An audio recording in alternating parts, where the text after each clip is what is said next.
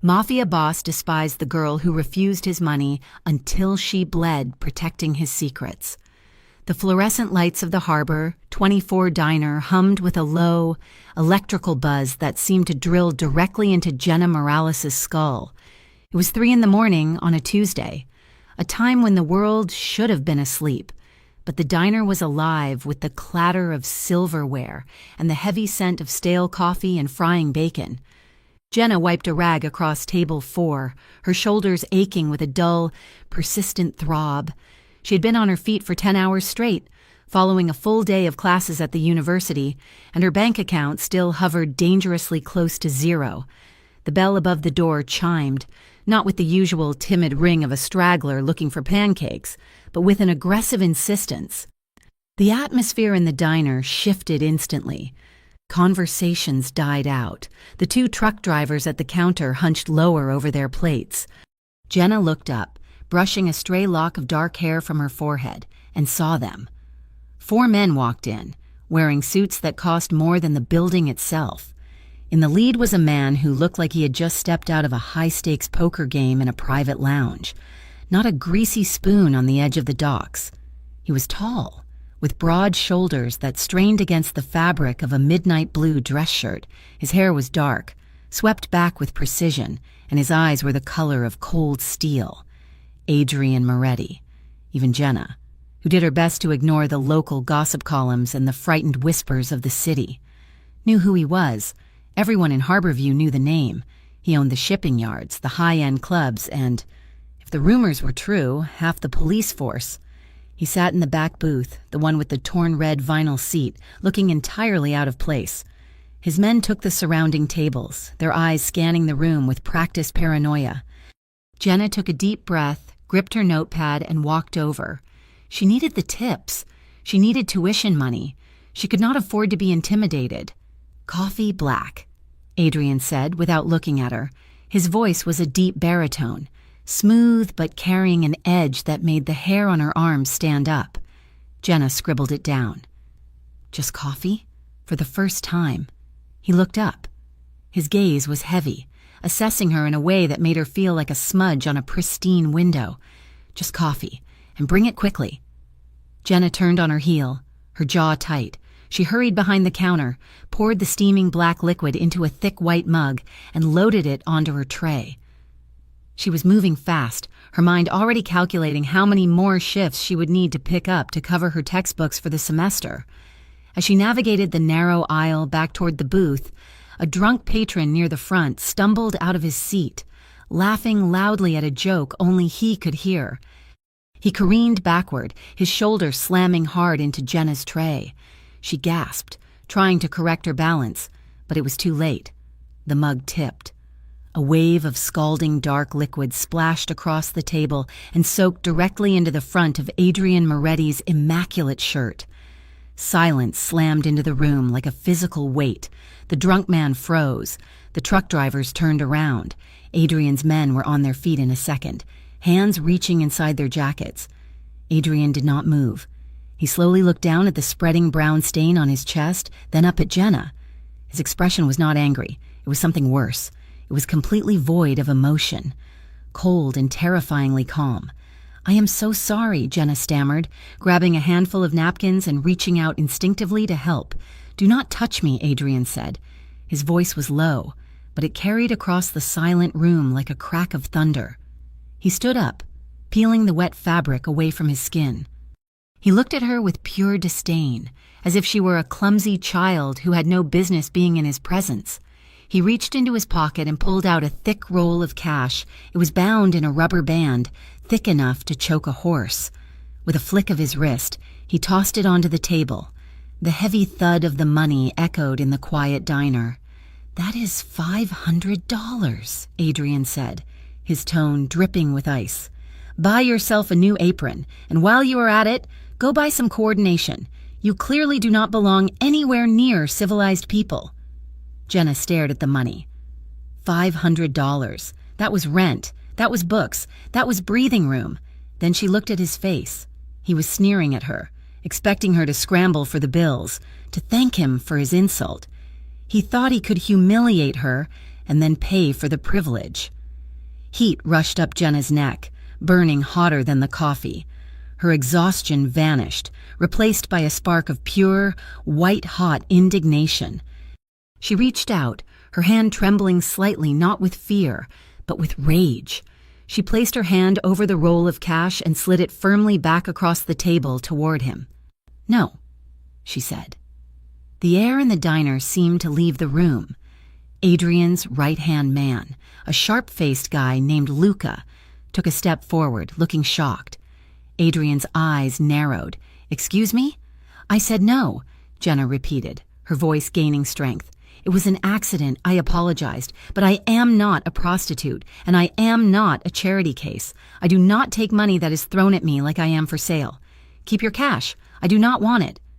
Adrian stared at her. For a moment he looked genuinely baffled. In his world, money solved everything.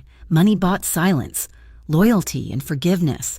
Nobody refused him, especially not a waitress with dark circles under her eyes and scuffed sneakers. "You are making a mistake," Adrian said softly. "The only mistake I made was spilling the coffee," Jenna shot back. She turned her back on him. She grabbed a to-go box from the counter, walked back to the table where he had left the money he refused to pick up, and swept the entire roll of bills into the box. She marched to the front counter and shoved the money into the plastic tip jar labeled Staff Fund.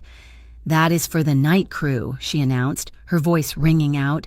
"Since you are so generous—" She went back to the kitchen, her heart hammering against her ribs like a trapped bird. Adrian stood there for a long moment, staring at the kitchen door. The insult stung, but underneath the irritation, something else flickered: curiosity. "Let's go," he muttered. He walked out, his men falling in line behind him. As he reached the glass door, he paused. Outside, near the edge of the parking lot, he saw Jenna again. She had slipped out the back for a breath of air. She was standing next to the teenage busboy, a kid named Leo, who looked like he was about to have a panic attack. Adrian watched from the shadows. He saw Jenna reach into her own pocket, her apron pocket, where he knew she kept her meager tips, and pull out a crumpled $20 bill. She pressed it into the kid's hand and pointed toward a waiting taxi. She said something soft, patted the boy on the shoulder, and watched him get into the cab. She had just refused $500, yet she was giving away her own money to a kid who looked frightened. Adrian frowned. It was an act of softness that irritated him. It was illogical. It was weak. And yet, the image of her defiant face in the diner stuck in his mind like a splinter he could not remove. "Luca," Adrian said, not looking away from Jenna as she walked back inside. "Boss, the diner is off limits," Adrian said. "Tell the crew. No shakedowns, no collections. Nobody bothers this place." Luca looked surprised, but nodded. "Got it." 3 days later, the afternoon sun beat down on the pavement of Harborview. Jenna was walking to her shift, her backpack heavy with textbooks. She was tired, her feet dragging, her mind occupied with an upcoming exam on social welfare policies. She was crossing the street near the diner when a sleek black sedan whipped around the corner, accelerating fast to beat the yellow light. A cyclist in the bike lane swerved to avoid a pothole, and the black car jerked hard to the left, tires screeching. The fender missed the cyclist by inches.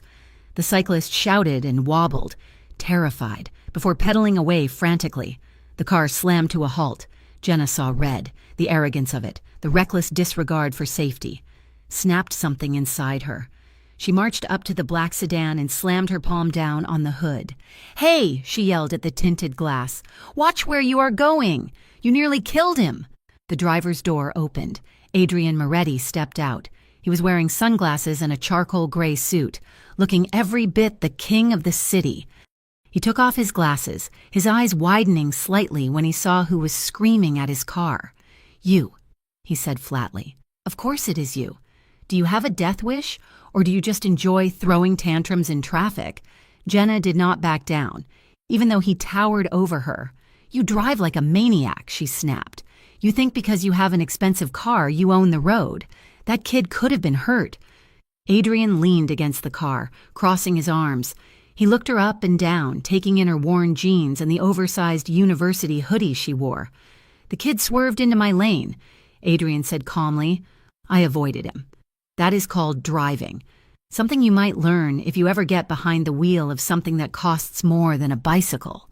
Jenna stepped closer, invading his personal space. Her anger was a shield, but beneath it, she felt a strange, vibrating tension. He smelled of expensive cologne and leather. "You are insufferable," she said, her voice shaking with adrenaline. "And you are loud," he countered. His voice dropped an octave, becoming dangerously smooth. "Go to work, Jenna. Before you get into trouble, you cannot talk your way out of—" He knew her name. The realization made her breath hitch. She stared at him, her lips parted, caught between fear and a confusing, magnetic pull. He was looking at her mouth, his gaze lingering for a fraction of a second too long. Then he turned, got back in the car, and drove away without looking back. Harbor University was a sanctuary of brick and ivy, a world away from the gritty streets of the docks. But the darkness of the city seeped in there too. Jenna sat in the back of her sociology lecture, trying to focus on the professor's voice, but the whispers of the girls in the row ahead of her drifted back. "Did you hear about Veludo?" one girl whispered. "My brother says the police are going to raid it soon. They say Adrian Moretti is washing money through the VIP lounge." "He is so scary," the other girl replied with a giggle that made Jenna's stomach turn. "But you have to admit, he is gorgeous, in a terrifying way." Jenna gripped her pen tighter. She looked out the window. She knew that face. She knew the coldness in those eyes. The idea that people found his violence romantic made her feel sick. He was a predator. He was everything wrong with Harborview. He was the reason neighborhoods like hers were crumbling while downtown glistened with dirty money. She felt a disturbing curiosity mixed with her disgust. She wondered what it must be like to live in a world where you answered to no one. She pushed the thought away, disgusted with herself. That night, the fog rolled in off the harbor, thick and smelling of salt and diesel. Jenna was closing up the diner alone. The cook had left 20 minutes ago, and she was just taking out the final bag of trash to the dumpster in the back alley. The alley was dim, lit only by a single flickering security bulb that cast long, dancing shadows against the brick walls.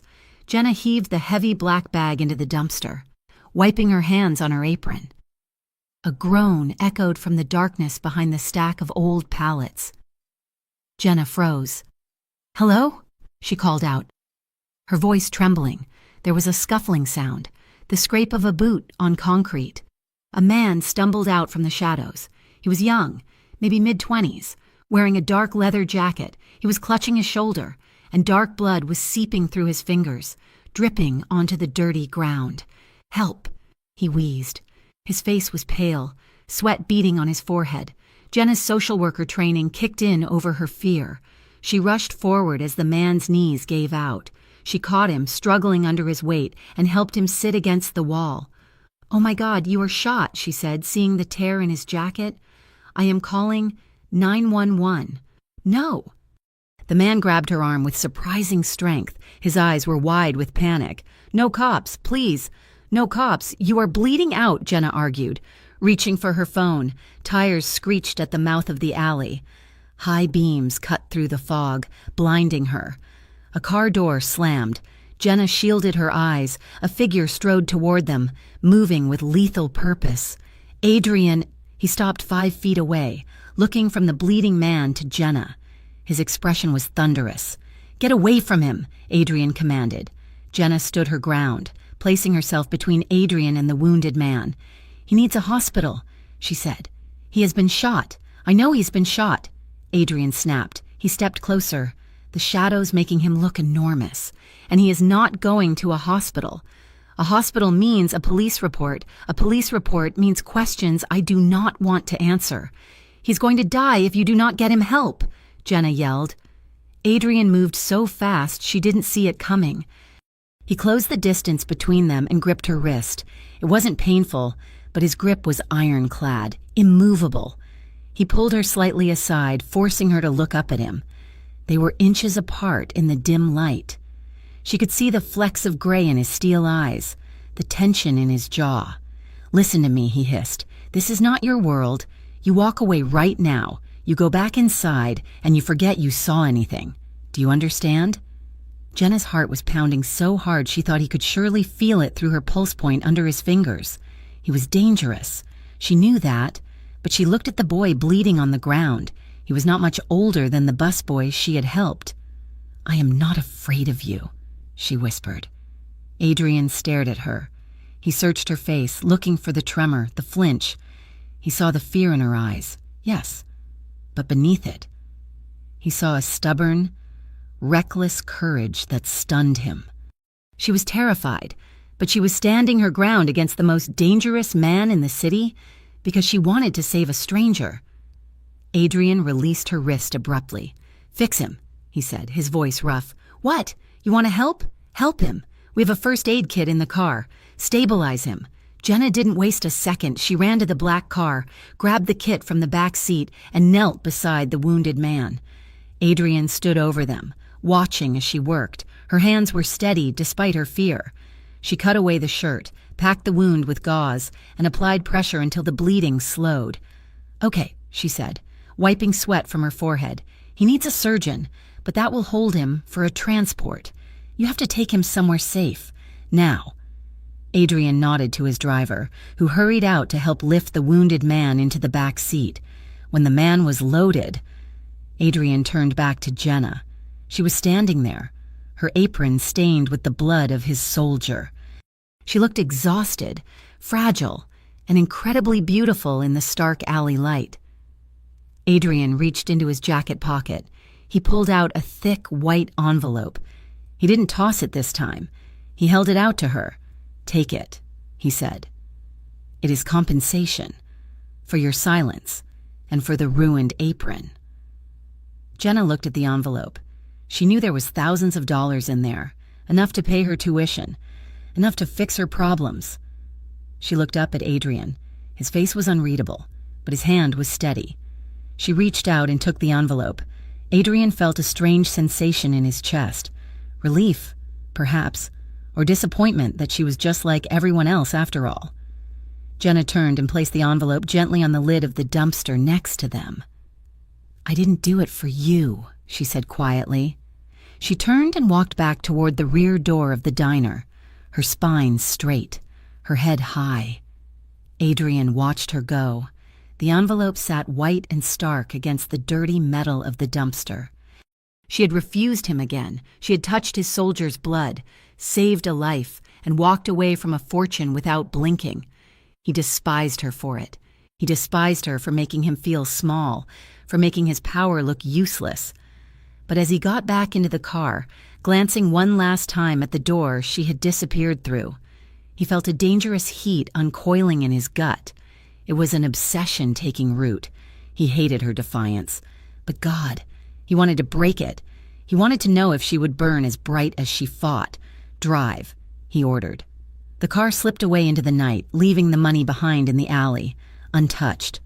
The sprawling skyline of Harborview glittered like a spilled chest of diamonds against the velvet black of the night. But Adrian Moretti was not looking at the view. He stood in the center of his penthouse living room, a space of cold marble and Italian leather, staring intently at a tablet screen propped up on his glass coffee table. On the screen, a grainy black and white video looped on repeat. It was footage from the security camera mounted above the entrance of the Harbor 24 diner. In the video, a woman in a stained apron stood in an alleyway, her posture rigid, her chin lifted in defiance. She placed a white envelope on a dumpster lid and walked away. Adrian watched it again. She walked away. She did not hesitate. She did not look back.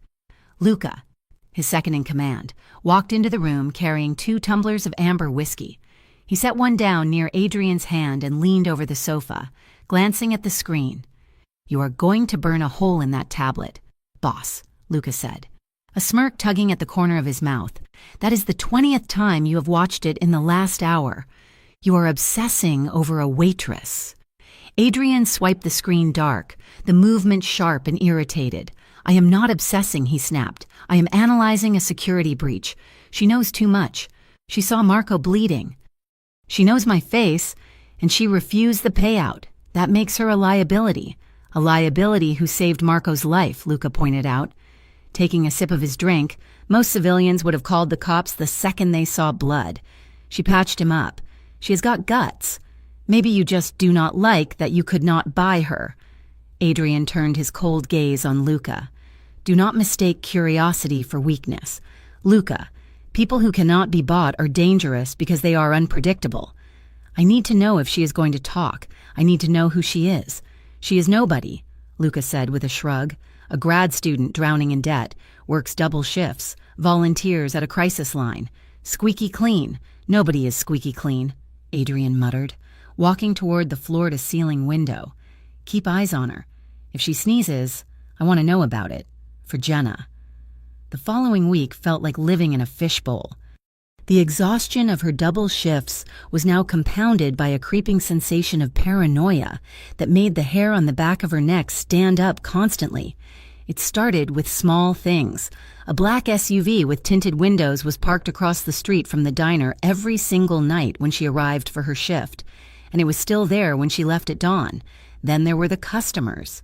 Men she had never seen before, burly, silent types who wore jackets that seemed too tight across the shoulders, started occupying the corner booths. They ordered black coffee, nursed it for hours, and watched the door. They watched her. On Thursday night, Jenna finally snapped. She grabbed the coffee pot and marched over to table 6, where a man with a thick scar through his eyebrow had been staring at her for 40 minutes. "Refill?" she asked, her voice tight. The man looked up. "No, I am good." Jenna slammed the pot down on the table, coffee sloshing over the rim. "Who are you?" she demanded in a harsh whisper. "Why are you watching me?" The man did not flinch. He looked calm, almost bored. "Boss just wants to make sure you're safe." "Miss Morales." Jenna felt a flush of heat rise from her chest to her face. It was equal parts fury and a strange, unsettling flutter in her stomach. Safe. As if she were a possession to be guarded. "Tell your boss I do not need a babysitter," she hissed. "And tell him if you do not order food, I am kicking you out. This is a business, not a security checkpoint." The man just smirked and ordered a slice of pie. The surveillance was annoying, but the real fear arrived 2 days later. It was early evening, the diner lull before the dinner rush, when the door opened and 2 men in cheap, ill-fitting suits walked in. They did not look like Adrian's men. They lacked the polish, the predatory grace. They looked like bureaucracy and bad intentions. One of them flashed a badge. "Federal agents, we are looking for Jenna Morales." Jenna froze behind the counter, her hand gripping the edge of the laminate. "That is me." They sat at the counter. The older one, Agent Miller, had eyes that looked like they had seen too many lies. "We have reports of a disturbance in the alley behind this establishment last Tuesday night," Miller said. "A gunshot victim, a black sedan, a witness fitting your description." Jenna's heart hammered against her ribs like a trapped bird. She wiped her damp palms on her apron. This was it. This was the moment she could get out. All she had to do was tell them. Yes, it was Adrian Moretti. Yes, I saw his soldier. Yes, he was here. But as she opened her mouth, she thought of the way Adrian had looked at her in the alley, the intensity of his warning. And strangely, she thought of the man bleeding on the ground, the desperate fear in his eyes when he begged her not to call the police. If she talked, that man would go to prison. Adrian would go to prison, and she would be the reason. "I do not know what you're talking about," Jenna said, her voice steady despite the trembling in her knees. "I work the night shift. There are always strange noises in the alley. Cats, drunks. I did not see any car." Miller stared at her. He leaned in closer. "Miss Morales, obstructing a federal investigation is a felony. We know Moretti operates in this area. If he threatened you—" "Nobody threatened me," Jenna interrupted. Meeting his gaze, "I took out the trash. I saw a couple of stray dogs fighting over scraps, and I came back inside. That is it." The agents held her gaze for a long, agonizing minute. Finally, Miller sighed and stood up. He placed a business card on the counter. "If you remember anything about those dogs, you give me a call." Jenna waited until they were gone before she let out the breath she had been holding. She leaned against the soda machine, her legs shaking so hard she thought she might fall. She hated Adrian Moretti. She despised everything he stood for. And yet, she had just lied to the FBI to protect him. The diner was empty. The neon sign in the window buzzed with a dying flicker. Jenna was wiping down the counter, the smell of bleach sharp in her nose. When the bell chimed, she did not need to look up to know who it was. The air in the room changed instantly, charged with a heavy, magnetic pressure. Adrian stood in the doorway. He was alone tonight. No entourage, no guards. He wore a long charcoal coat, his hands buried in the pockets, his collar turned up against the wind. He looked tired. The shadows under his eyes made the sharp angles of his face look even more severe. "We are closed," Jenna said. "Not stopping or scrubbing." "I know," Adrian replied. His voice was low, rolling through the empty space. He walked to the counter and stood directly across from her. He watched her hand move in circles on the laminate. "My men told me the feds were here," he said. Jenna stopped scrubbing. She looked up at him. "They were... and? I told them I saw stray dogs," she said flatly. Adrian let out a breath, his shoulders dropping a fraction of an inch. Silence stretched between them, thick and complicated. "Thank you," he said quietly. "I did not do it for you," Jenna snapped, the anger she had been suppressing all week bubbling to the surface. "I did it because I am not a rat, and because I do not trust them any more than I trust you. So do not think you owe me anything."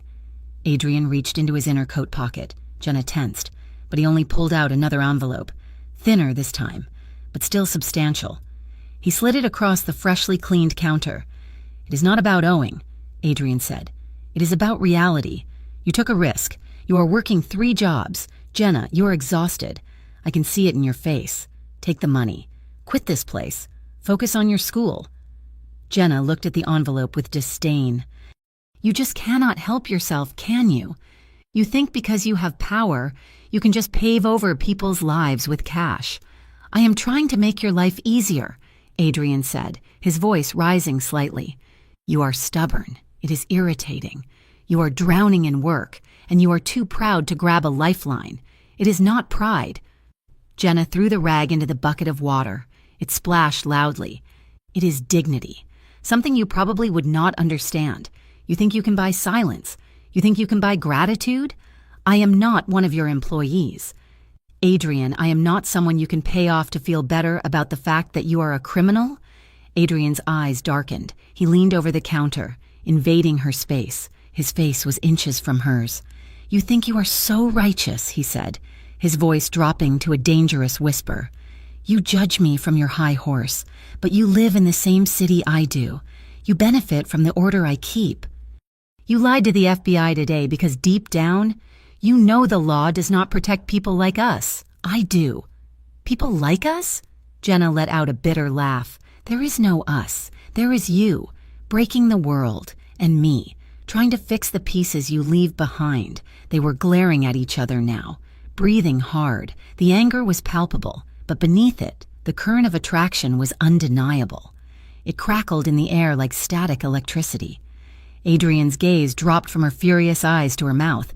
Jenna saw it. Her breath hitched in her throat. Her heart slammed against her ribs. For a second, neither of them moved. The diner was silent except for the hum of the refrigerator. Then, the world exploded. A deafening crack shattered the stillness. The large plate glass window at the front of the diner disintegrated, showering the booths in shards of glistening debris. Jenna didn't have time to scream. Adrian moved before her brain could even register the sound of the gunshot. He vaulted over the counter with terrifying speed. He did not say a word. He slammed into her, his arms wrapping around her waist, and tackled her to the floor. They hit the linoleum hard behind the shelter of the overturned counter.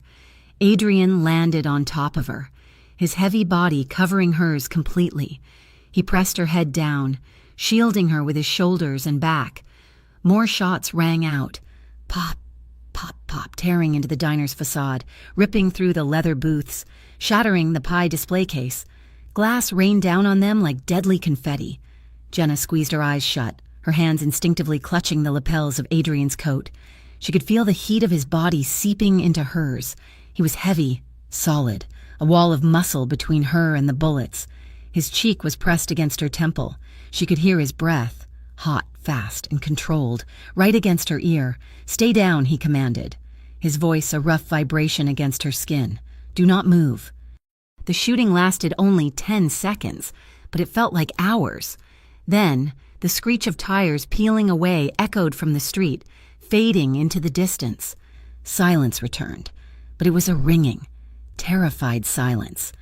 Adrian did not move immediately. He stayed over her, his muscles taut as steel wire. He was waiting, listening. Jenna lay beneath him, her chest heaving. She could feel the rapid, powerful thud of his heart beating against her own chest. He had thrown himself in front of the glass. He had covered her. Slowly. Adrian lifted his head. He looked down at her. His hair was dusted with powdered glass. His eyes were wide, the pupils blown, scanning her face with an intensity that made her shiver. "Are you hit?" he demanded. Jenna shook her head, unable to find her voice. "No, I do not think so." Their faces were so close, their noses almost brushed. In the wreckage of the diner, with the smell of gunpowder and spilled coffee in the air, the moment stretched. Jenna became acutely aware of the weight of his hips pressing into hers, the protective cage of his arms. The fear in her system was transmuting into something else: adrenaline, relief, and a desperate, confusing desire. In the distance, the wail of police sirens began to rise. The spell broke. Adrian pushed himself up to his knees, then reached down and pulled Jenna up. His hands were surprisingly gentle as he brushed shards of glass from her shoulders and hair. He checked her arms, her face, his touch clinical but lingering. "You are bleeding," he noted, his thumb brushing a tiny scratch on her cheek. "It is just glass," Jenna whispered. Adrian's jaw clenched. He looked at the shattered window, then back at her. His expression hardened, the vulnerability of the moment locking away behind his usual mask of command. "This was not random," he said coldly. "That was a message. A drive-by does not target an empty diner unless they know who is inside." He pulled out his phone and hit a speed dial button. "Luca, get the car. Bring the cleanup crew. We have a situation at the diner." He hung up and looked at Jenna. "You cannot stay here. You are in the crossfire now. If they know I come here, they know you are the weak link. They will come back." "I am not going anywhere with you," Jenna protested, though her voice lacked its usual fire. "I have to wait for the police. I have to explain."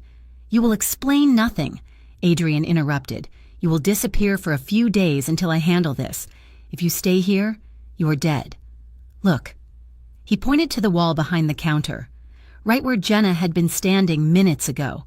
3 bullet holes marred the plaster, perfectly centered at chest height. Jenna stared at the holes. If he hadn't tackled her, if he hadn't moved that fast, she would be dead. The reality of it crashed into her, making her knees buckle. Adrian caught her arm to steady her. "I am not asking. Jenna, you are coming with me." 40 minutes later, Jenna was standing in the kitchen of an apartment she had never seen before. It was in a nondescript brick building on the edge of the city, the kind of place that looked abandoned but was likely fortified like a bunker.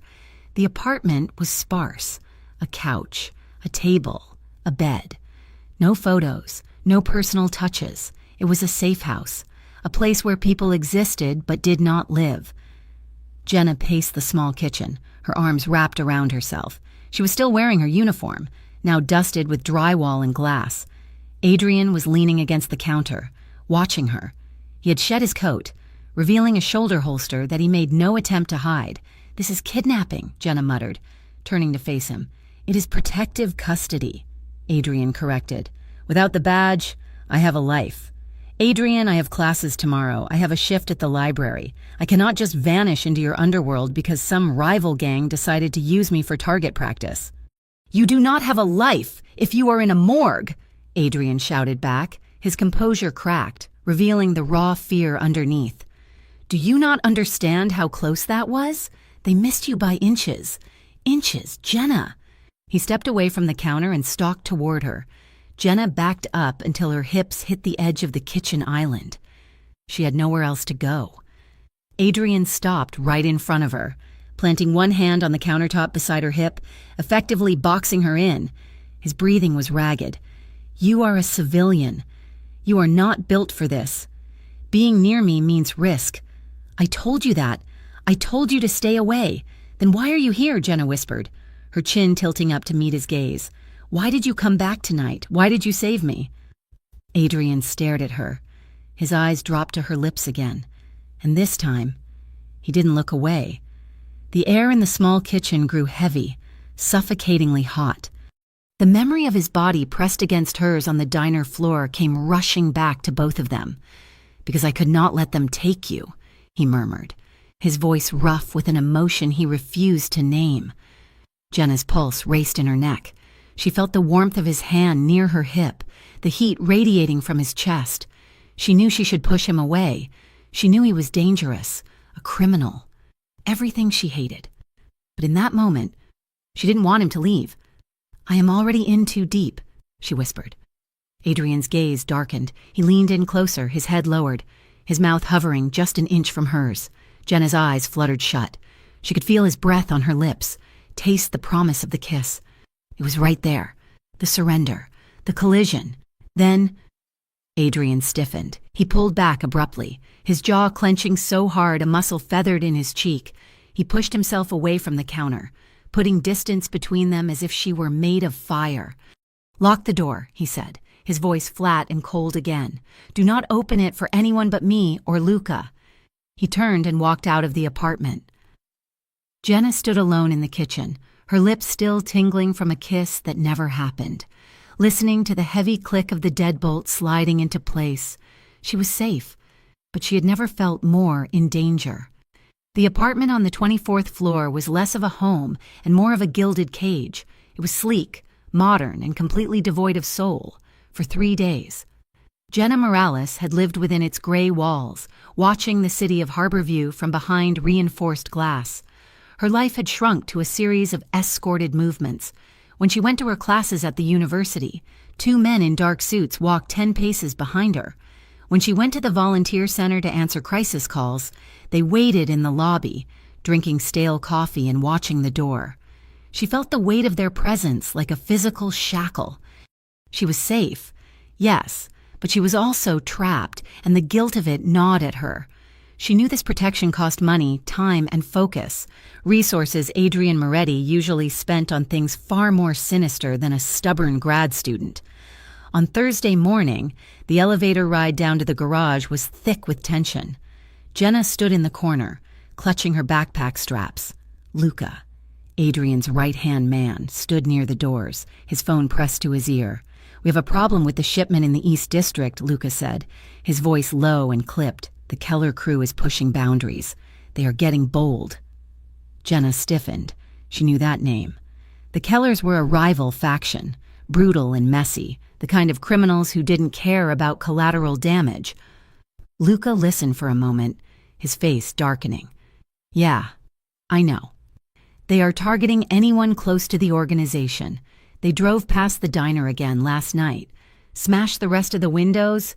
Jenna's stomach dropped. The diner. Her friends.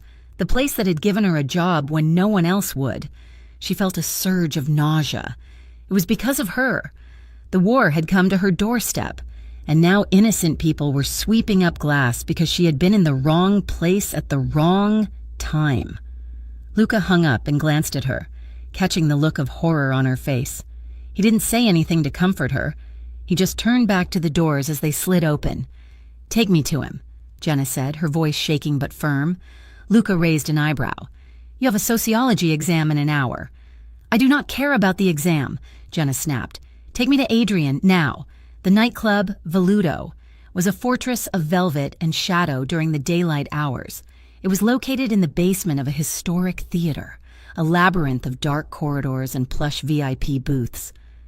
When Jenna walked in, the main floor was empty. The chairs were overturned on the tables, and the smell of stale alcohol and expensive perfume lingered in the air. Adrian was in his private office at the back of the club. The room was soundproofed, lined with dark mahogany bookshelves and heavy drapes. He was sitting behind a massive desk, reviewing a stack of documents, a glass of water untouched beside him. He looked exhausted. The lines around his eyes were deeper than she remembered, and he had discarded his suit jacket. His white dress shirt unbuttoned at the collar, sleeves rolled up to reveal muscular forearms. He looked up when Luca opened the door. He didn't look surprised. "Leave us," Adrian said. Luca nodded and closed the door, leaving them alone in the oppressive silence of the office. Jenna didn't waste time. They smashed the windows at the diner. Adrian leaned back in his chair. "Studying her. I know. No one was hurt. I have already sent a crew to board it up and pay the owner for the damages. That is not the point." Jenna threw her backpack onto a leather armchair. "You said I would be safe." "You did not say you would turn my entire life into a target practice zone for your rivals.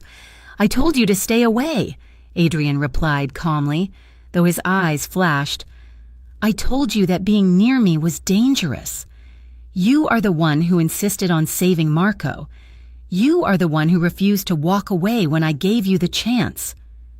Jenna paced the room, her hands trembling. "So this is my fault? Is that what you are saying?" Adrian stood up. His movement was sudden, fluid and intimidating. He walked around the desk and stopped in front of her. "No," he said, "it is not your fault, but it is your reality. And you need to understand exactly what you are caught in the middle of." He turned toward the wall behind his desk. He reached for a framed black and white photograph of the Harborview coastline and swung it aside. Behind it was a steel panel.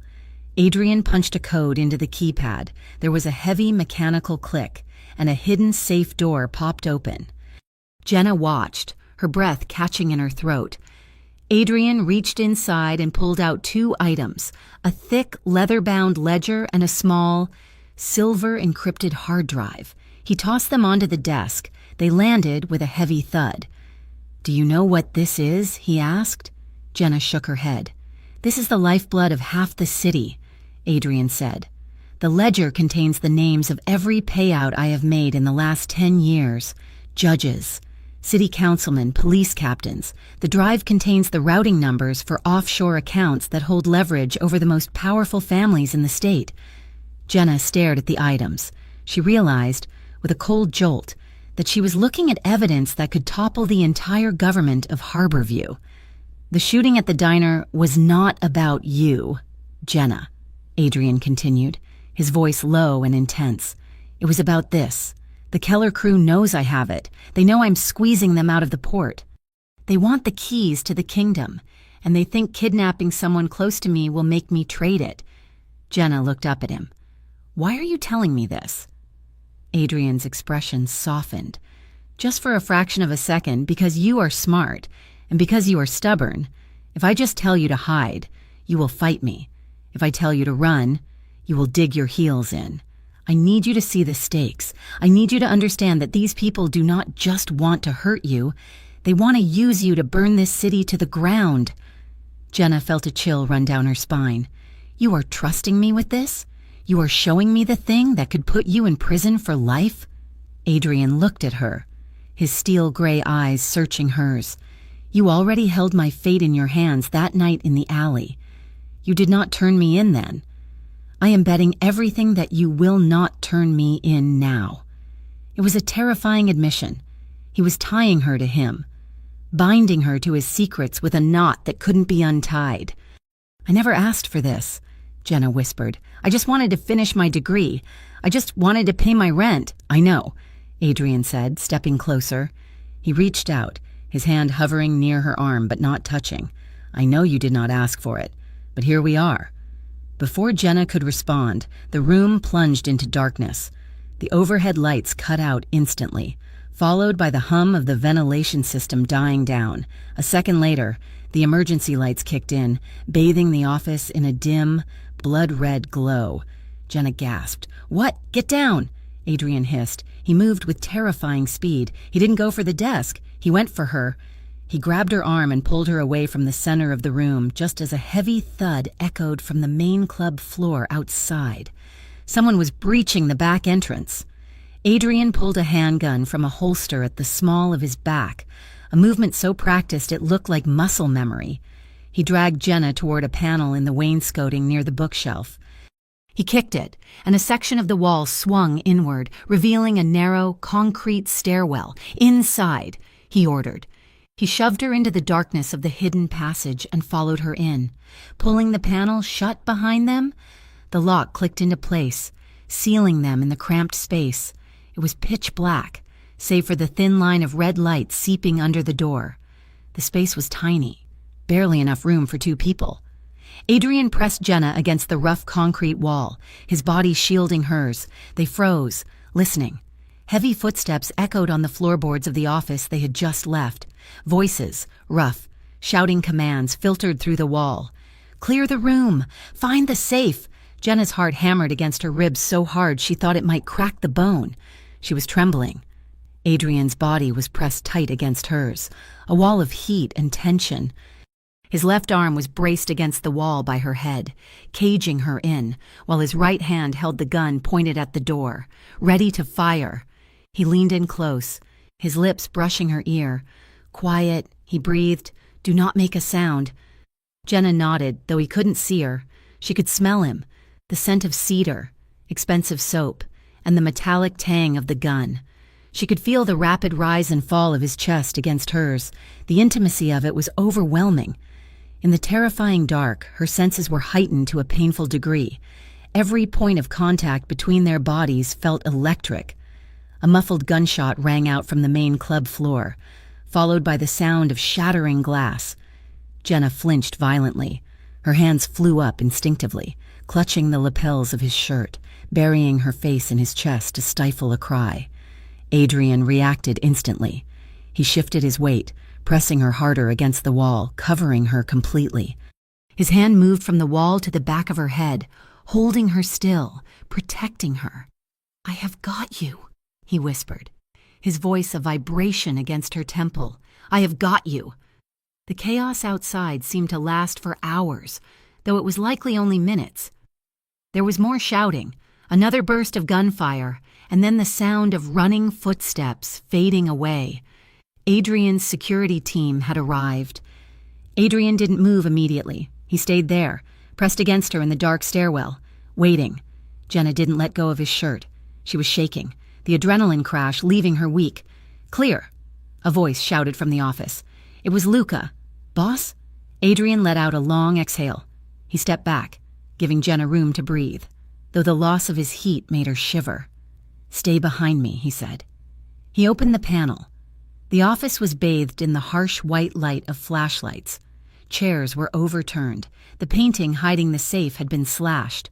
Glass from a broken vase covered the floor. Jenna stepped out, her legs wobbling. She looked at the destruction, then at Adrian. He was holstering his weapon, his face a mask of cold fury as he surveyed the damage, but his hands were shaking slightly.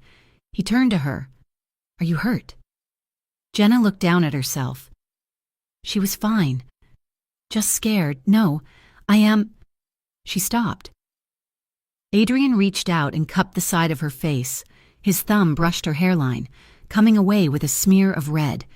"You cut yourself on the wall," he said quietly.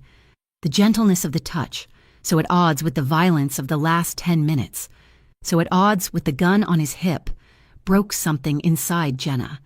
The dam holding back her fear and her confusion shattered. She grabbed his wrist, her fingers digging into his skin. "Why do you do this?" she demanded, her voice cracking. "Why do you keep risking your life? You could have left me in the safe house. You could have let them take the safe. Why are you standing here bleeding for secrets and protecting me like I matter more than your empire?" Adrian stared at her. The emergency lights were still flickering, casting shadows across his face. He looked at her mouth, then up to her eyes. "I do not know," he admitted, his voice a rough whisper.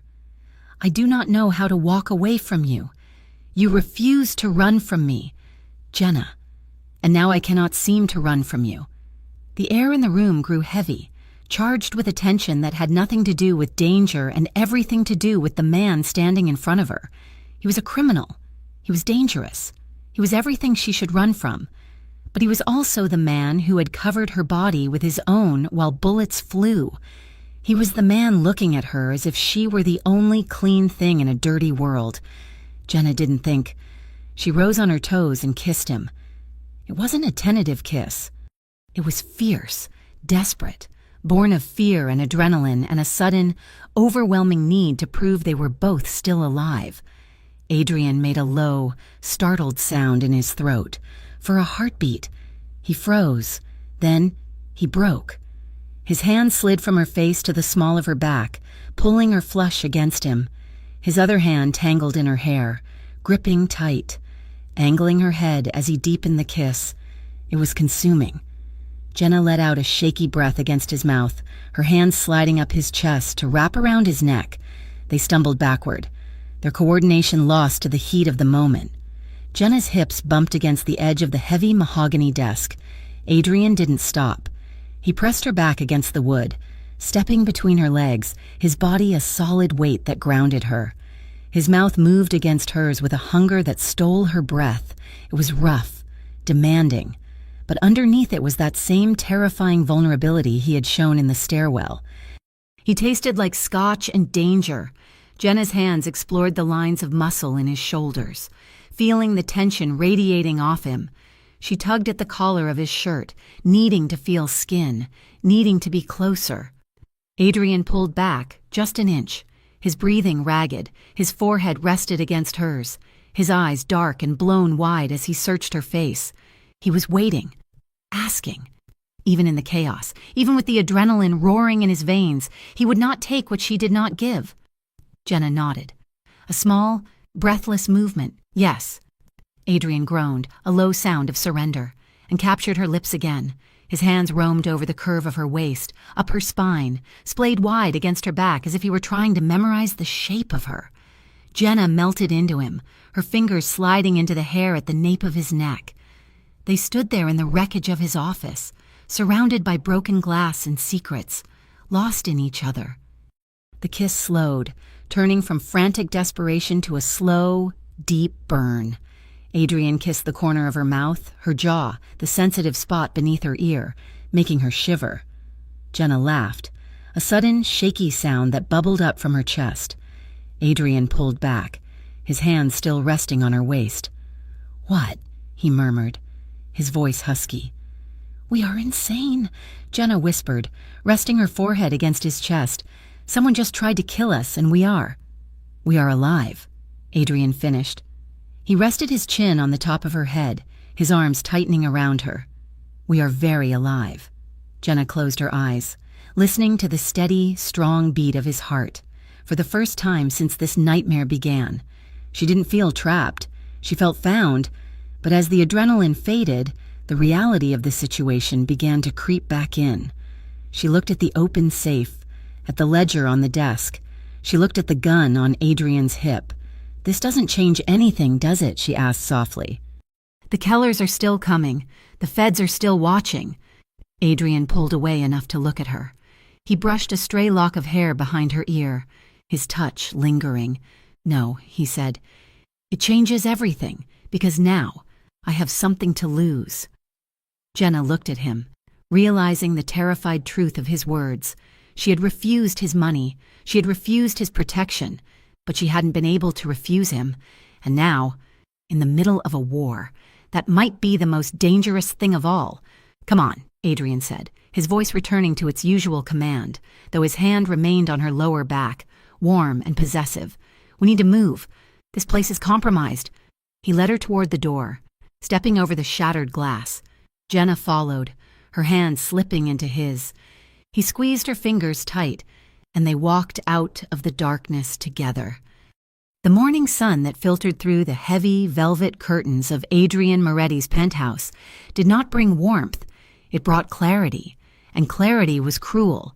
The adrenaline of the night before, the gunfire, the hidden stairwell, the desperate, consuming kiss in the wreckage of his office had evaporated, leaving behind a stark reality that settled over the room like a layer of frost.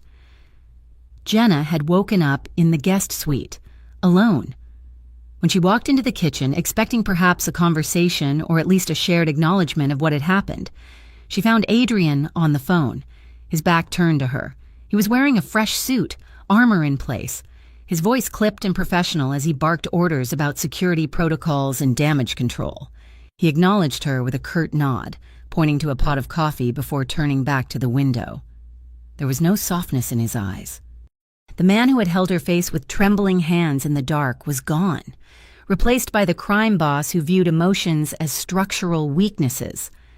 Jenna drank her coffee quickly. Feeling a hot flush of embarrassment rise up her neck, she felt foolish. She had let herself be vulnerable, had let herself believe that the connection between them was a bridge, only to find that Adrian had burned it down the moment the sun came up. She left for campus without a goodbye. Throughout the day, their communication was reduced to digital crumbs. A text from him at noon. Security detail is outside the library. Do not wander. A reply from her at 2. I am fine. A final message from him at 4. Stay safe. The words were cold, functional, and devoid of the heat that had fused them together just hours prior. Jenna sat on a concrete bench in the university quad, staring at her phone. Around her, students laughed and complained about midterms, their problems feeling light years away from the heavy dread settling in her stomach. Miss Morales? The voice was sharp, professional. Jenna looked up to see a woman standing over her. She was wearing a beige trench coat and sensible heels, her hair pulled back in a severe bun. She didn't look like a threat, but the way she held herself suggested she was used to being obeyed. Jenna sat up straighter.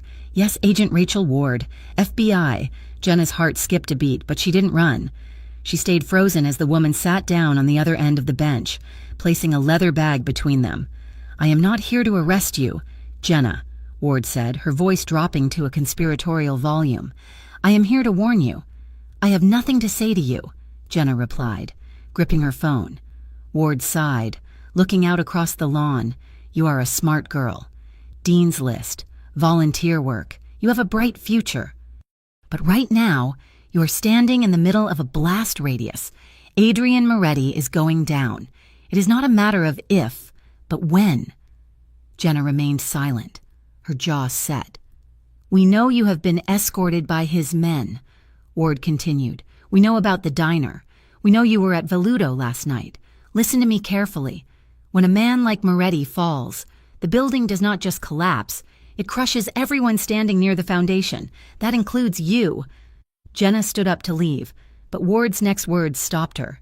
We have a source inside. Jenna, someone high up in his organization is already feeding us information. It is only a matter of time before we get the location of his financial records. When that happens, the RICO charges drop. If you are with him when the hammer falls, you go to prison, or worse. His rivals get to you first. Jenna turned back, her face pale. Help us, Ward said, sliding a card across the bench. We can put you in witness protection. New name, new city, clean slate. You do not have to go down for a man who views you as a liability. Jenna stared at the card. The white rectangle looked like a life raft, but stepping onto it meant drowning Adrian. I have to go to class, Jenna said, her voice shaking. She walked away, leaving the card on the bench, but the seed of doubt had been planted deep in her chest. 2 hours later, Jenna stormed into Adrian's penthouse. The elevator doors opened directly into the living room, and she found him standing over a table covered in blueprints and burner phones. The air in the room was stale, thick with tension. Adrian looked up, his expression hardening when he saw the look on her face. I told you to go straight to the safe house, he said, his voice grating. I met an FBI agent today. Jenna blurted out. The room went dead silent. Adrian dropped the pen he was holding. It hit the table with a sharp crack. He walked around the table, his movements slow and predatory. What did you just say? Her name is Rachel Ward, Jenna said, standing her ground. She found me on campus. She knows everything, Adrian. She knows I've been with your men. She knows I was at the club. Adrian stopped 3 feet from her. His eyes were cold, searching her face for betrayal. Did you talk to her? Jenna felt a spark of indignation ignite in her chest. No. Did you take anything from her? Did she offer you a deal? She offered me witness protection. Jenna said, she told me you are going to fall. She said there was a rat in your organization feeding them information. Adrian let out a harsh, bitter laugh. And you believed her? You stood there and listened to her pitch. I listened because she made more sense than you do, Jenna shouted, her frustration boiling over. She told me I am collateral damage, and looking at you right now, looking at how you shut me out all day, I think she is right. Adrian's face twisted with anger. He stepped closer, towering over her. You have no idea what you're talking about. You are naive. Jenna, they will chew you up and spit you out just to get to me. Did you tell her about the safe? Did you tell her about the drive? Jenna stepped back, stinging as if he had slapped her. Is that what you think of me? After everything? I think people do desperate things when they are scared, Adrian roared. I lied for you, Jenna screamed back, her voice echoing off the high ceilings. I lied to the feds at the diner. I patched up your soldier in an alley. I almost took a bullet for you last night. I have risked my life, my degree, and my freedom for you, and you still look at me like I am just another loose end to be tied up. She poked him hard in the chest, her finger digging into his sternum. If you cannot trust me by now, Adrian, then let me go. Let me walk out that door and take my chances with the FBI, because I would rather be in a witness protection program than be with a man who waits for me to stab him in the back. She turned and marched toward the elevator. Jenna! She didn't stop. She hit the button, tears stinging her eyes. Adrian moved. He crossed the room in 3 long strides and grabbed her hand just as the elevator doors chimed. His grip was tight, desperate. She yanked her hand away, spinning around to face him. Her chest was heaving, tears finally spilling over her lashes. Am I just an asset? She demanded, her voice breaking. Am I just another thing you have to guard until it is inconvenient? No, Adrian shouted, the word tearing out of his throat. The silence that followed was heavy, vibrating with the energy of their shouting match. Adrian stood there, his chest rising and falling rapidly, his mask of control completely shattered. He looked at her, and for the first time, Jenna saw genuine terror in his eyes. I do not know how to do this, he admitted, his voice cracking. I do not know how to want something without owning it, my whole life. Jenna, my whole life has been about control. If I want it, I take it. If I want to keep it, I lock it down.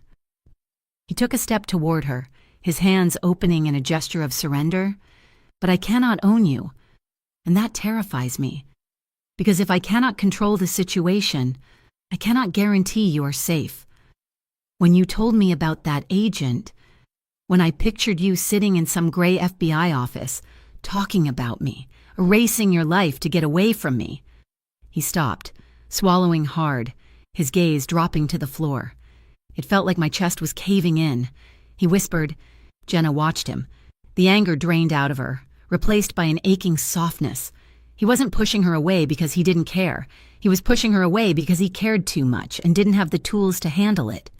He was a man who built walls, and she was the first thing he had ever wanted to let inside. Jenna took a shaky breath. She stepped forward, closing the distance between them. She reached out and placed her hand flat against his chest. Right over his heart, she could feel it thundering against her palm. I am not in an FBI office, she said softly. I am right here. Adrian looked down at her hand, then up at her face. The tension in his shoulders slowly unspooled. He let out a long, ragged exhale and covered her hand with his own, pressing it tighter against his chest. I am sorry, he murmured. He led her to the couch, not as a boss leading a subordinate, but as a man seeking comfort. They sat down, bodies turned toward each other, the space between them vanishing. Adrian reached out and tucked a strand of dark hair behind her ear. His fingers lingered there, tracing the line of her jaw with a reverence that made Jenna's breath hitch. You unnerve me, he confessed quietly, his thumb brushing her cheekbone. I have stared down gunmen. I have negotiated with cartels, but you look at me with those eyes, and I forget how to think straight. You are doing okay, Jenna whispered, leaning into his touch. He smiled, a rare, genuine expression that transformed his face. He leaned in, and this time, there was no rush. Their lips met in a slow, lingering kiss. It was nothing like the frantic collision in the office. This was soft, exploratory, a silent conversation of apologies and admissions. Jenna sighed into his mouth, her hands coming up to rest on his shoulders. Adrian's hands settled on her thighs, his thumbs rubbing soothing circles against the denim of her jeans. He pulled her closer until her legs were draped over his lap. He kissed her deeply, savoring the taste of her, his forehead resting against hers when they broke apart for air. "I am not going anywhere," she promised, interlacing her fingers with his. Adrian kissed her knuckles. "One by one, I know, and I am going to figure out how to keep you safe without locking you in a tower." The quiet intimacy of the evening was shattered 2 hours later by a phone call. Adrian took it on the balcony, his face shifting from relaxed to grim in a matter of seconds.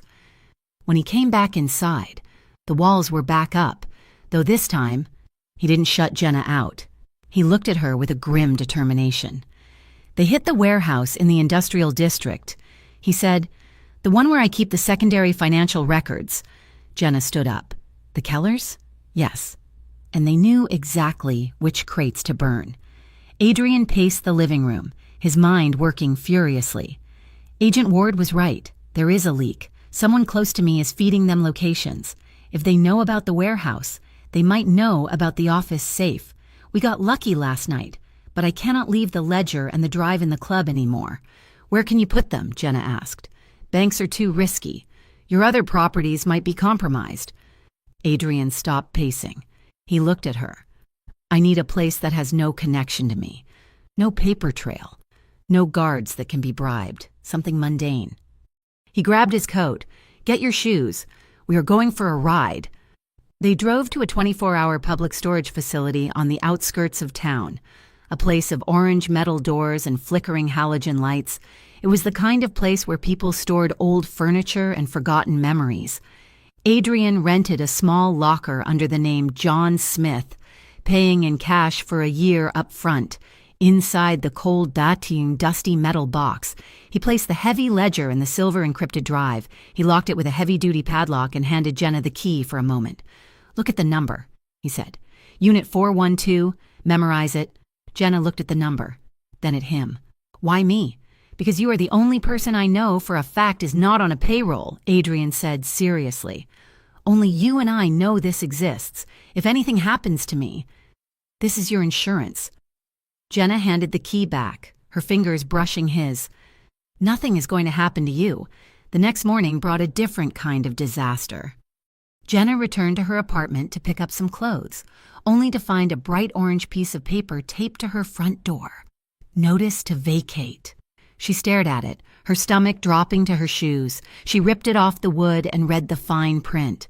Repeated disturbances, safety concerns regarding tenants' visitors, police activity. Her landlord stepped out of the adjacent apartment, looking apologetic but firm. "I am sorry, Jenna. The other tenants are scared. I have had cops here twice this week. I cannot have this kind of trouble in my building. You have 30 days, but I would prefer if you left sooner." Jenna stood in the hallway, clutching the notice. This apartment was small and drafty, but it was hers. It was the only independence she had. Now, because of her association with Adrian, she was homeless. She went inside, sat on her bed, and stared at the wall. She felt defeated. The walls of her normal life were crumbling, and she had nowhere left to turn. She pulled out her phone and dialed Adrian. "Hey," he answered on the first ring. "Is everything okay?" "No," Jenna said, her voice small. "I just got evicted." There was a pause on the line. "What?" "My landlord kicked me out. Too many black cars. Too many scary men. He says I'm a safety risk." She heard Adrian let out a sharp breath. "I will fix it. I will buy the building. I will fire the landlord." "No." "Adrian," Jenna said, by squeezing her eyes shut, "you cannot just buy my problems away. That is what started all of this. I do not want you to buy the building. I do not have anywhere to go." Silence stretched over the line. Then, Adrian's voice came back, softer this time. "Come to the safe house, not the high-rise. I have a place in the suburbs. It is quiet. It has a spare room. It is secure. Jenna, you will be safe there." Jenna hesitated. Moving in with him, even into a safe house, felt like crossing a final line. It was an admission that her old life was gone. But looking around her room, at the boxes she would have to pack alone, she knew she had no choice. "Okay," she whispered. That evening, the atmosphere was surreal. Adrian Moretti, the most feared man in Harborview, was in her apartment, wearing jeans and a t-shirt, helping her tape up cardboard boxes. There was a quiet domesticity to it that felt jarringly normal. They worked in tandem. Adrian was surprisingly efficient at packing books, lifting heavy boxes that Jenna would have struggled with. At one point, Adrian picked up a hideous ceramic lamp from her bedside table. It was shaped like a cat playing a saxophone. "You are actually keeping this?" he asked. Raising an eyebrow, Jenna snatched it from him, laughing. "Hey, my grandmother gave me that. It is sentimental." Adrian chuckled, a low rumble of a sound that Jenna felt in her toes. "Remind me never to hire your grandmother as an interior decorator." Jenna swatted his arm. "Just put it in the box. Wise guy." They laughed, and for a moment they weren't a mafia boss and a witness. They were just two people moving house. The drive to the new safe house was quiet. The house was a modest 2-story colonial in a leafy neighborhood, completely unassuming. Inside, it was furnished comfortably, far less sterile than the high-rise. Adrian carried her boxes upstairs. "This is your room," he said, opening a door at the end of the hall. It was nice. A big bed, a window looking out over the backyard, a desk for her studies. It was thoughtful. "Thank you," Jenna said, standing in the doorway. Adrian stood in the hall. His room was directly across from hers. He leaned against the door frame, looking at her with an expression that was hard to read, protective, weary, and deeply affectionate. "You should get some sleep," he said. "It has been a long day." Jenna nodded. She didn't want him to go. The house was big, and the silence was heavy. "Adrian," she said. He paused. "Yeah? Thank you for helping me. With the boxes. With everything." Adrian stepped closer.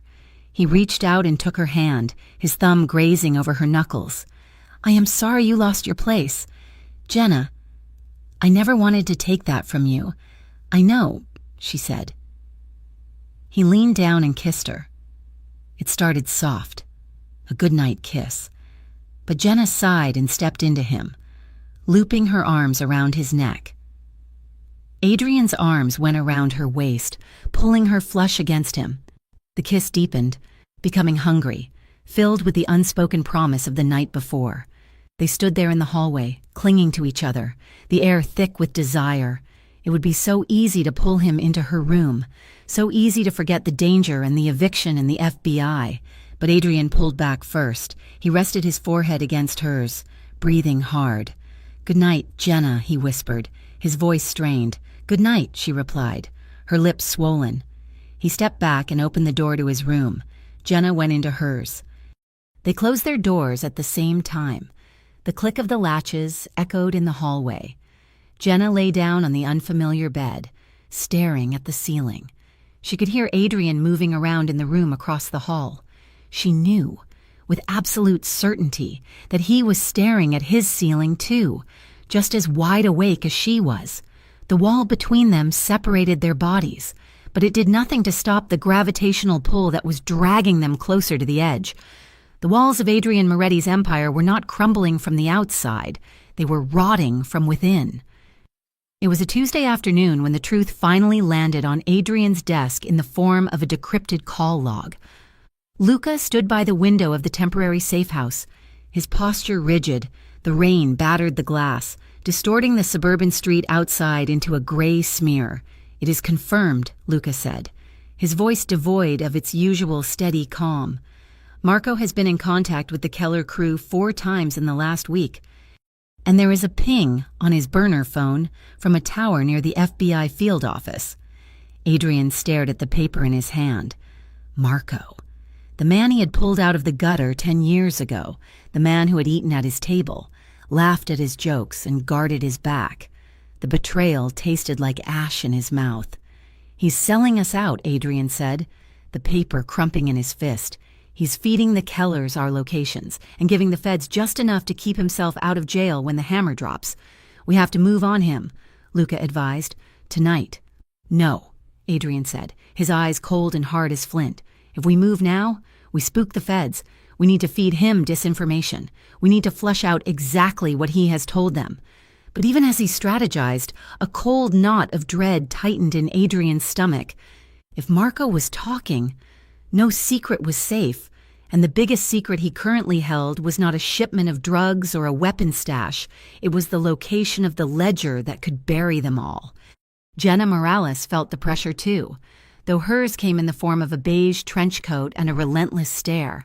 She was leaving the university library, her head down against the wind, when Agent Rachel Ward stepped out from behind a concrete pillar. There was no preamble this time, no polite invitation to sit on a bench. Ward blocked her path, her face grim. "You are running out of time. Jenna?" Jenna tried to step around her. "I have nothing to say to you." Ward grabbed her arm, not roughly, but with an urgency that made Jenna freeze. She pulled a manila envelope from her bag and shoved a stack of photographs into Jenna's hands. "Look at them," Ward commanded. Jenna looked down. The photos were glossy and brutal. One showed Adrian shaking hands with a politician who was currently under indictment. Another showed a body covered in a sheet on the docks. A third showed Adrian standing over a man in a chair, his face twisted in a snarl of violence that Jenna had never seen directed at her. "This is the man you are protecting," Ward said, her voice sharp. "He is a killer, Jenna. He corrupts everything he touches. And right now, he's drowning." "I do not care," Jenna said, trying to shove the photos back. "You should," Ward snapped. "Because we know about the records. We know there is a ledger. We know there is a hard drive. And we know you are the only civilian he trusts. When the Kellers make their move, and they will make it soon, they are going to come for you to get to those records." Jenna pulled her arm free, her heart hammering against her ribs. "I do not know where any records are." Ward's eyes narrowed. "Do not lie to me.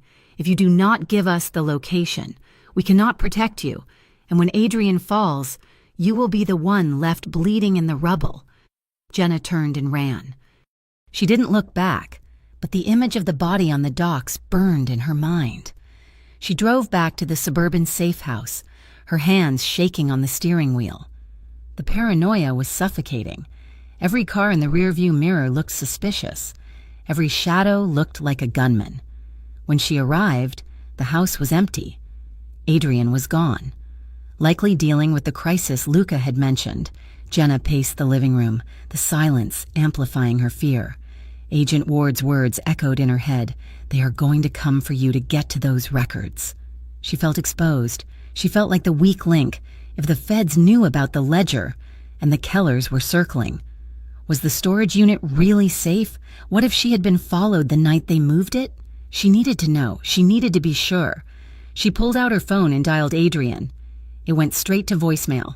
"Adrian, it is me," she said, her voice trembling slightly. "I am freaking out. The agent cornered me again." She mentioned the records specifically. I have a bad feeling. I am going to check the locker. I just need to see that it is still there, that it is safe. Call me back." She hung up, grabbed her keys, and headed out the door. She did not see the dark sedan parked 3 houses down, hidden beneath the overhanging branches of an oak tree. She did not see Marco sitting in the driver's seat, lowering a pair of high-powered binoculars, and she certainly did not know that he had tapped into the local cell tower frequencies, intercepting the unencrypted voicemail she had just left. Marco smiled, a cold, predatory expression. He typed a text message to a number that did not exist in any contact list. "She is moving. Target is the locker. I will meet you there." 2 hours later. Adrian pulled his car into the deserted parking structure on the west side of the city. He was there to meet a contact who promised intel on the Keller operation, a meeting Marco had arranged. The structure was concrete and shadows, the air thick with the smell of oil and damp dust. Adrian stepped out of his car, his hand hovering near the gun holstered beneath his jacket. Something was wrong. The silence was too heavy. His phone buzzed. It was Luca. "Boss, the contact is not coming. We just found his body in the river. It is a setup. Get out of there." Adrian spun around, reaching for his door handle, but headlights blinded him from the ramp above. A van screeched around the corner, side door sliding open. Automatic gunfire erupted, chewing up the concrete at his feet. Adrian threw himself behind the engine block of his car. Drawing his weapon, he returned fire, the loud cracks echoing like thunder in the enclosed space. Glass shattered. Tires squealed. It was an ambush, and it was sloppy, meant to pin him down, not necessarily to kill him instantly. They were stalling him. Why? Realization hit him like a physical blow. Marco had set this up. Marco knew he would be here, which meant Marco was not here. Adrian fired 3 rounds, forcing the shooters to duck, and scrambled into the driver's seat. He slammed the car into reverse, tires smoking as he whipped the vehicle around, scraping the concrete pillar. He gunned the engine, speeding toward the exit ramp, risking the hail of bullets that pinged off his rear bumper. As he tore out onto the street, his phone buzzed again with a delayed notification, a voicemail from Jenna. He played it on speaker as he weaved through traffic at 90 miles an hour. "I am going to check the locker." Adrian's blood ran cold. Marco knew. The ambush was a distraction. They were not trying to kill Adrian. They were trying to keep him busy while they went for the ledger. And Jenna had just walked right into the trap. "Luca!" Adrian roared into the phone. "Track Jenna's phone. Send everyone to the storage facility on 4th. Everyone."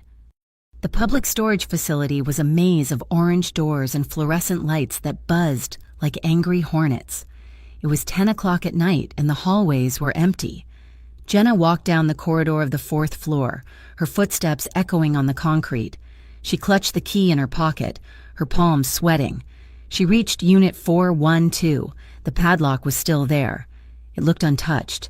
She let out a breath she didn't know she had been holding. It was safe. She was just being paranoid. She reached out to touch the lock, just to be sure. "Don't," a voice said from behind her. Jenna spun around. 3 men stepped out from the intersecting hallway. They were not wearing suits. They wore tactical gear and masks. In their hands were guns, pointed directly at her chest. Jenna backed up, hitting the cold metal of the locker door. "Who are you?" One of the men holstered his weapon and moved toward her. He was big, smelling of stale tobacco and violence. He didn't answer. He grabbed her by the hair and slammed her against the wall. "Open it," he growled. Jenna gasped, pain radiating through her skull.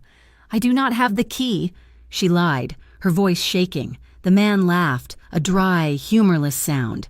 "We know you have the key, sweetheart, and we know you have the code." He dragged her, not toward the exit, but toward a maintenance room at the end of the hall. Jenna kicked and screamed, her heels skidding on the polished concrete, but she was no match for his strength. He threw her inside, and she crashed into a stack of metal chairs. Before she could scramble up, they were on her.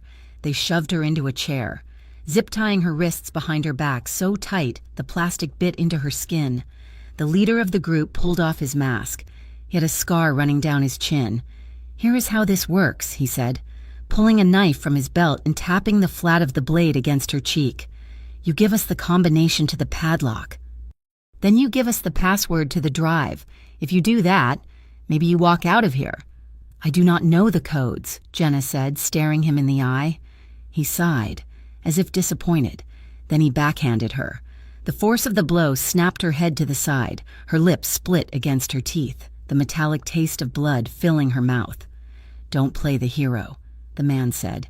"Adrian Moretti is dead by now, or he will be soon. We can make this look like a robbery gone wrong, or we can make it look like you flipped. We can leave your body here with a wire taped to your chest. Adrian's people will think you betrayed him. His memory of you will be that you were a rat." Jenna spat blood onto the floor. "Do whatever you want," she rasped. "I am not telling you a thing." The beating that followed was not theatrical. It was cold and efficient. They struck her across the face and ribs, enough to cause pain, enough to bruise, but careful not to knock her unconscious. They needed her awake. Jenna squeezed her eyes shut as a fist connected with her brow, splitting the skin. Blood trickled down into her eye, blinding her on one side. She focused on one thing, the memory of Adrian's hand over her heart, the way he had looked at her in the safe house. "I do not know how to want something without owning it." She would not let them own her, and she would not let them destroy him. The door opened. A new figure walked in. "Enough," the newcomer said. Jenna blinked through the blood. She knew that voice. Marco stepped into the light. He looked impeccably dressed, untouched by the violence. He looked down at her with a pitiable expression. "Marco," Jenna whispered. He crouched in front of her, taking a handkerchief from his pocket and reaching out to dab at the cut on her eyebrow. Jenna recoiled, flinching away from his touch. "Jenna, listen to me," Marco said softly. "You are a smart girl. You are a good person. You do not belong in this life. Adrian dragged you into this. He used you, and he did not use me." Jenna spat. "He's going to get you killed." Marco continued, his voice soothing, reasonable. "Just give me the code. I can make them stop. I can get you out of here. You can disappear. Start over. Adrian is finished. Why die for a man who put you in this chair?" Jenna looked at him. She saw the ambition in his eyes, the hollowness. "Because he trusted you," she said, her voice trembling with rage. "He treated you like a brother, and you are going to burn this whole city down just to be king of the ashes." Marco's expression hardened. The mask of sympathy vanished, replaced by a flash of pure, unadulterated rage. He stood up and struck her, hard. His ring caught the wound on her eyebrow, reopening it. Jenna cried out, her head lolling forward. "He is not a brother," Marco hissed. "He's a tyrant, and you are just a stubborn little waitress who does not know when to fold." He turned to the men. "Cut the ties, bring her to the locker. If she does not open it, we start breaking fingers." One of the men stepped forward and sliced the zip tie binding her wrists. Jenna's hands fell free. Her circulation roared back, prickling with pain. "Get up," the man ordered, grabbing her arm. Jenna stumbled to her feet. She swayed, dizzy from the blows. As the man adjusted his grip to shove her toward the door, Jenna saw her chance. It was a desperate, 1-in-a-million shot. They were standing near a floor drain in the center of the maintenance room, a grate with wide slots designed for industrial cleanup. Jenna reached into her pocket. Her fingers closed around the cold metal of the locker key. She didn't try to run. She didn't try to fight them. She lunged toward the ground. "What is she doing?" Marco shouted. Jenna slammed her hand toward the drain. She released the key. With a sickening clink, the small piece of brass slipped through the metal grate and vanished into the dark, sludge-filled sewer line below. "No!" The guard yelled. He lunged for her, raising his pistol. In the chaotic scuffle, his finger slipped on the trigger. Bang! The sound was deafening in the small concrete room. Jenna felt a searing, white-hot line of fire tear across her side. The bullet grazed her ribs, ripping through her shirt and slicing a deep trench through her skin. She gasped, the air leaving her lungs, and crumpled to the cold concrete floor. She pressed her hand to her side, and it came away wet and warm. "You idiot!" Marco screamed at the guard. "You shot her!" "She dropped the key," the guard yelled back, panic rising in his voice. "It is down the drain." Marco ran to the grate, peering into the darkness. It was gone. The key to the physical padlock. The only way to get into the locker without heavy industrial equipment that would alert the whole facility was gone. Jenna lay curled on the floor, her vision graying at the edges. The pain was sharp and blinding, radiating from her side with every shallow breath. Blood pooled beneath her, staining the gray floor crimson. She had done it. She had bled to keep his secrets. Adrian's car screeched to a halt in front of the storage facility, mounting the curb. He didn't wait to park. He threw the door open and sprinted toward the glass doors, his gun drawn.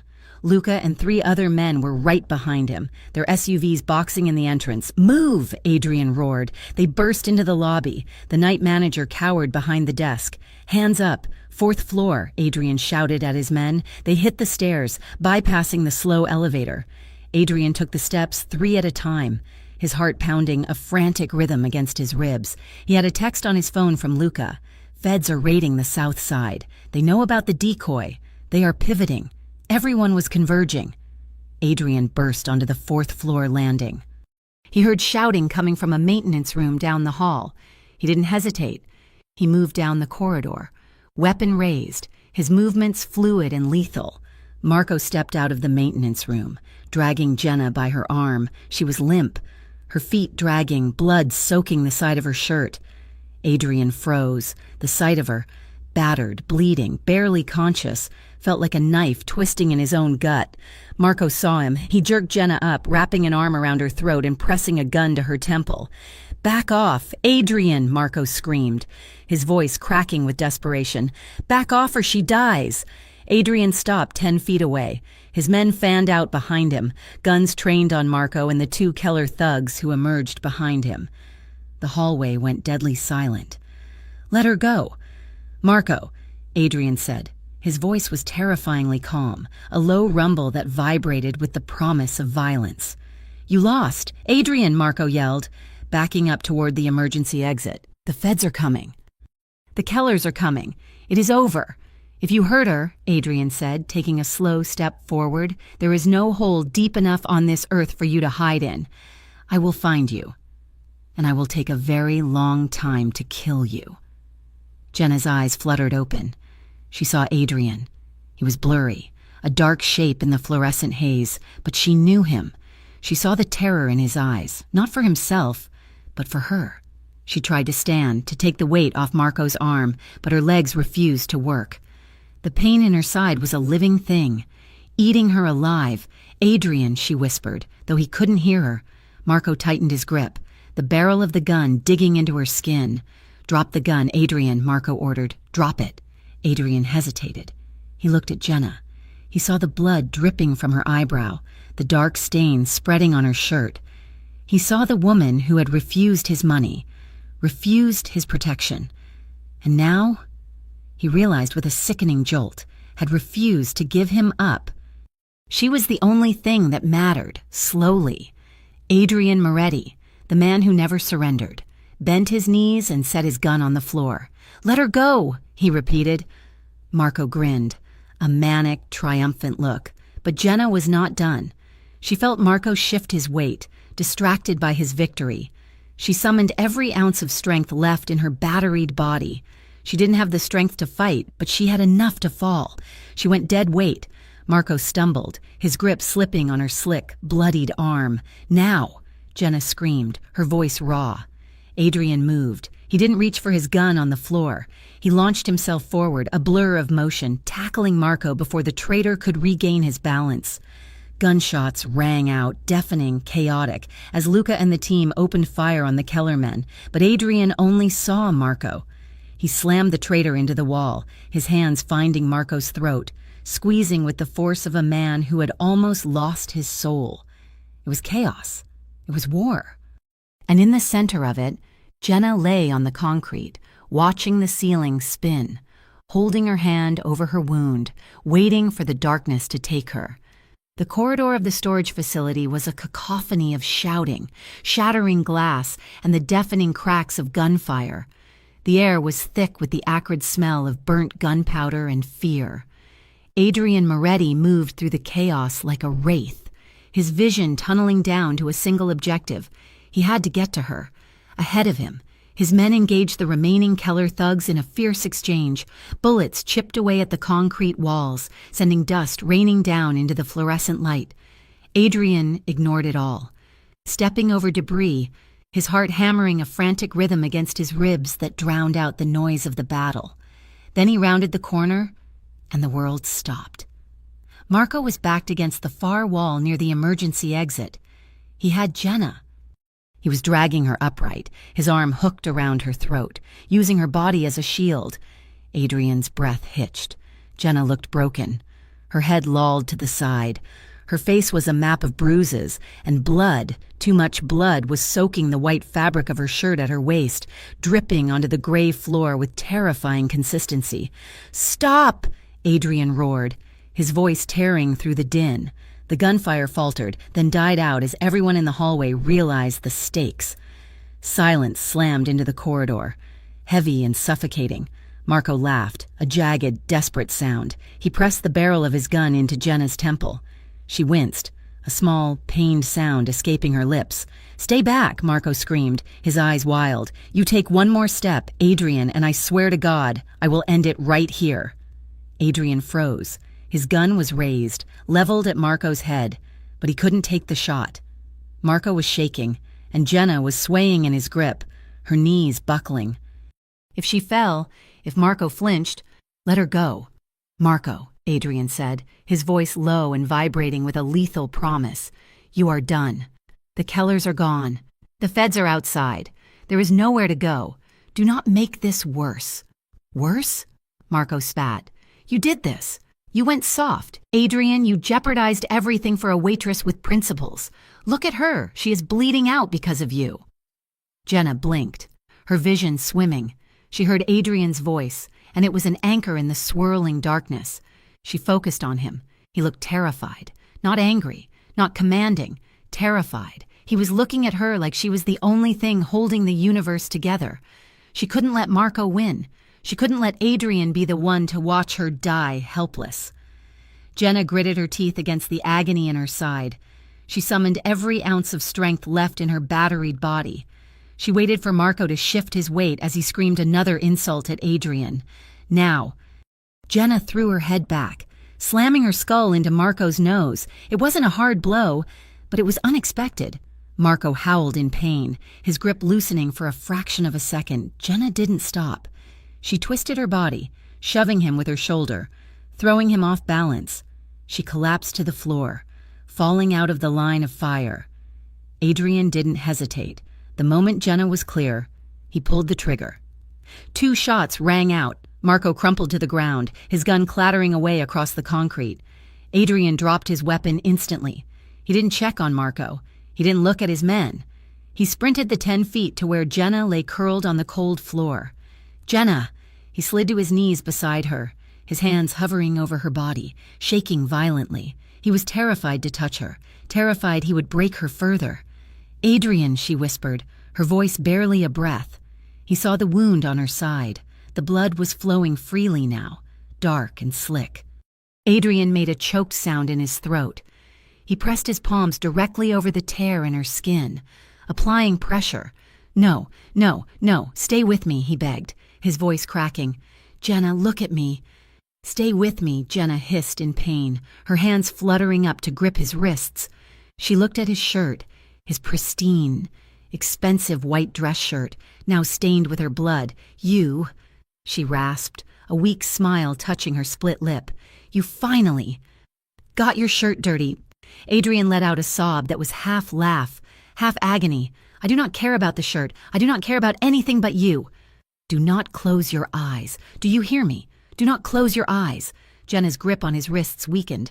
Her fingers curled into the fabric of his sleeves. Holding on. I'm tired. No, Adrian barked, panic seizing him. He scooped her up into his arms, ignoring the strain, ignoring the blood soaking into his suit. He stood up, clutching her to his chest as if he could physically hold her soul inside her body.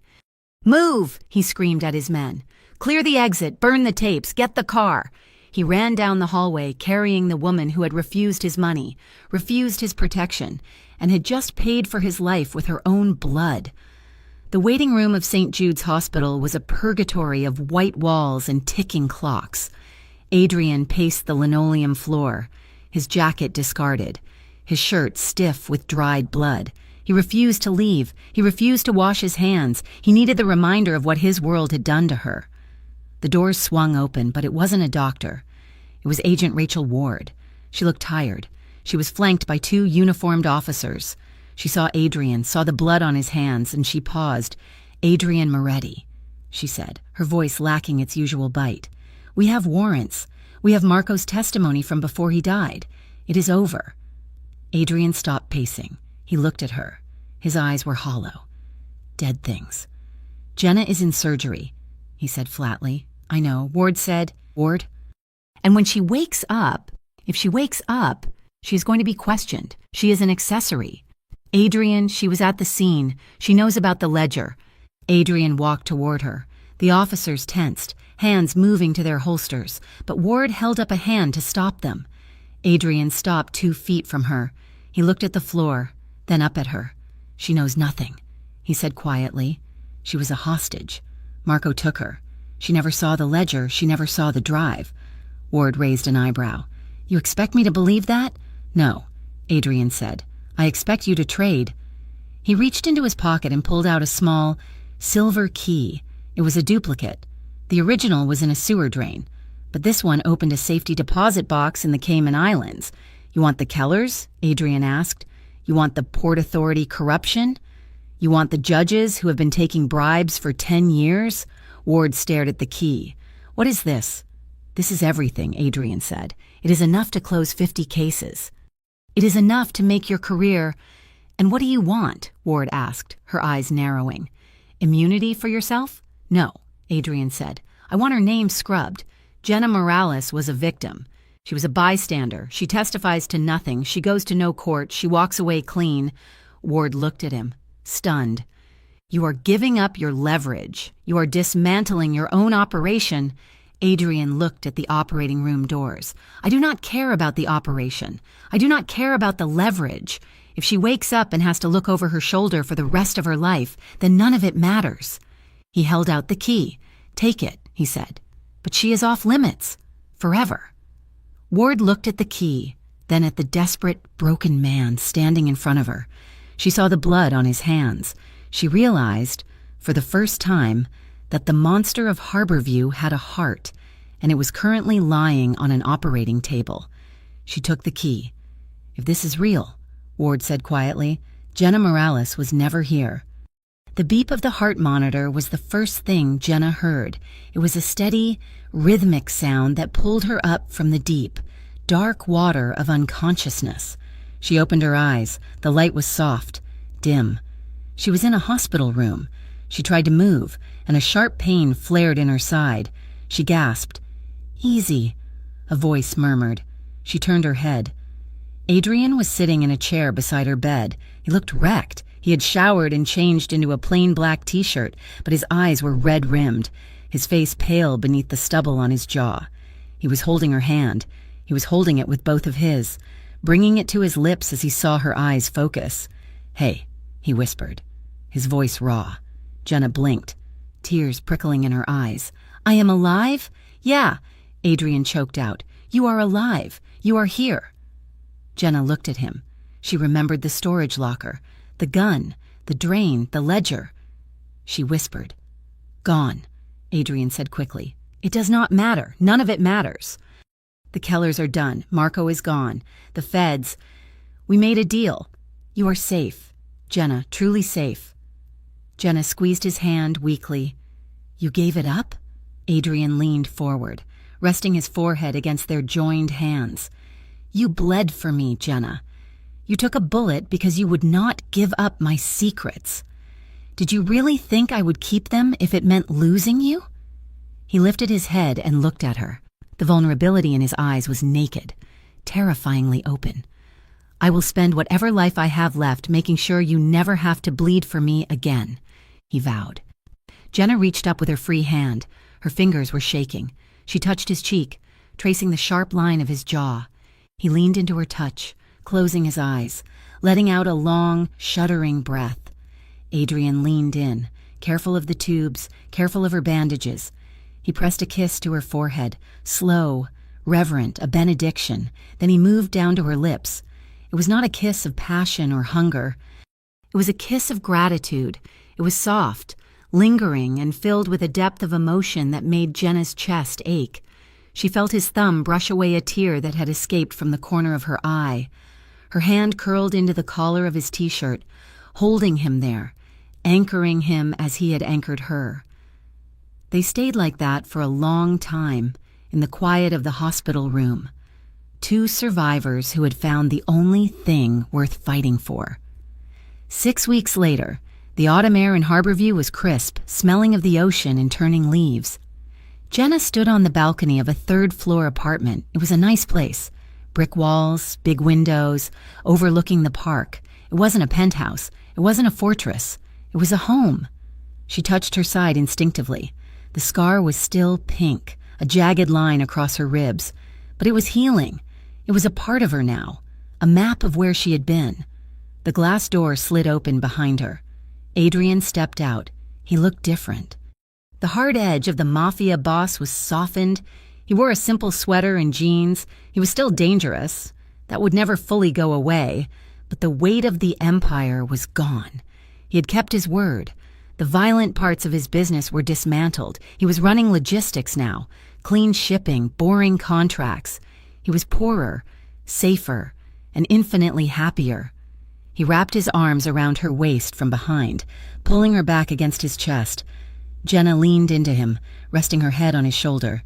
She placed her hands over his, threading her fingers through his strong ones. "Agent Ward called today," Jenna said quietly. "She said the case against the corrupt judges is closed. They are all going to prison." "Good," Adrian murmured into her hair. "They deserve it." Jenna turned in his arms to face him. She looked up at him, studying the man who had terrified her, infuriated her, and saved her. "Do you miss it?" she asked. "The power, the control." Adrian looked out at the city lights. He looked at the skyline he used to think he owned. Then he looked down at Jenna. He saw the scar he knew was hidden beneath her shirt. He saw the light in her eyes. "I miss nothing," he said. He tightened his arm around her waist, pulling her flush against him. A teasing glint entered his eyes. "Besides," he murmured, his thumb grazing her hip, "I finally got the girl who refused my money. That is a bigger win than owning this city ever was." Jenna laughed, a soft, happy sound that drifted out into the night air. She reached up and wrapped her arms around his neck. "You are still arrogant," she whispered, smiling, "and you are still stubborn," he countered, lowering his head. She stood on her tiptoes and kissed him. It was a choice. It was a promise. And this time, standing on their balcony in the city that had tried to break them,